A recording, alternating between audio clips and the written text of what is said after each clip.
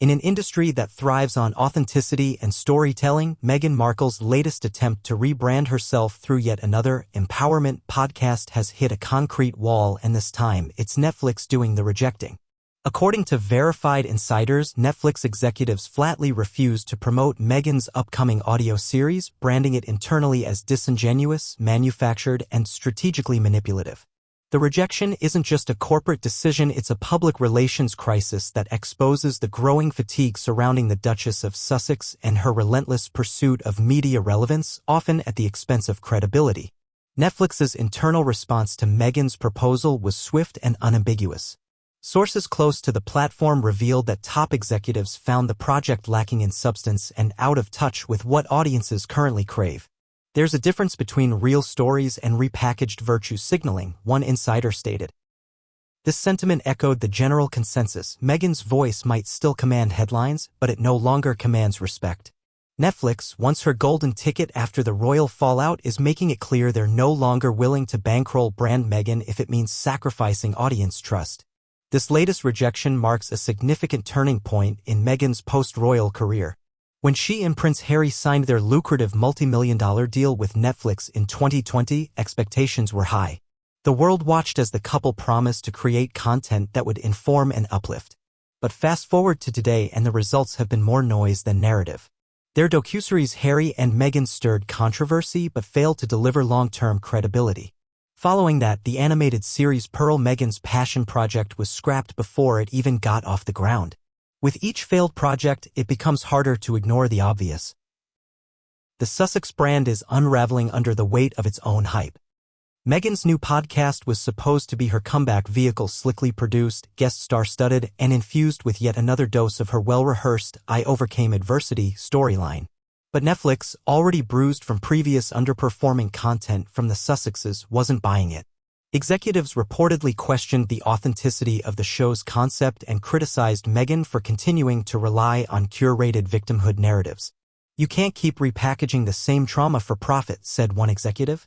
"The audience sees through it now." What's more telling is that Meghan reportedly expected full-scale promotion across Netflix's global channels, social media campaigns, in-app banners, even podcast tie-ins with Netflix originals.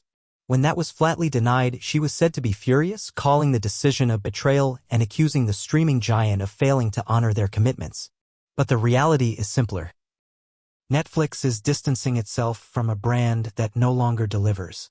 Critics argue that Meghan's downfall with Netflix is emblematic of her larger media trajectory. Despite her carefully curated public image, audiences have grown weary of the constant contradiction between her message and her methods.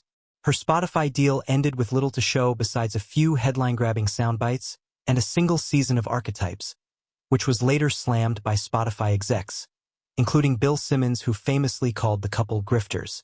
If Spotify called her bluff then, Netflix is now following suit with even greater decisiveness. And while Meghan may still claim a loyal fanbase, the numbers paint a grimmer picture.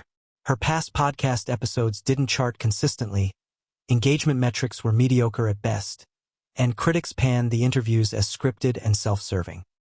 The idea that she could return to podcasting with the same format and expect a different result speaks volumes about her refusal to adapt or acknowledge what audiences really want. Meanwhile, industry insiders point out that the Sussexes have now officially burned bridges with two of the largest content platforms in the world. That's not a good look for a couple who once promised to be media disruptors. Their vision of Hollywood success, fueled by moral posturing and curated controversy, has proven hollow. Meghan's Netflix podcast debacle simply confirms what many have suspected for months. The fairy tale is cracking, and the Empress has no clothes. The fact that Netflix isn't willing to play along anymore sends a message across the industry. Authenticity matters.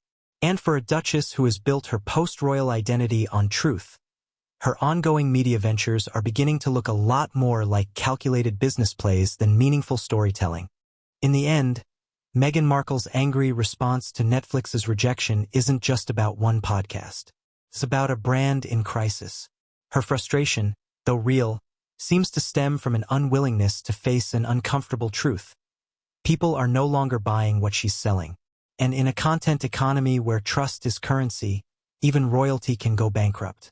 And that's precisely where Meghan Markle finds herself on the edge of cultural irrelevance, propped up more by past titles than present merit. The once carefully cultivated narrative of a trailblazing duchess challenging archaic systems has given way to what many now see as a cycle of self-promotion cloaked in victimhood. Every new venture, whether a podcast, documentary, or public appearance, seems less about substance and more about salvaging an image that's rapidly losing its luster. Netflix's Rejection isn't just a business move. It's a statement. Hollywood no longer operates on royal novelty, it thrives on resonance.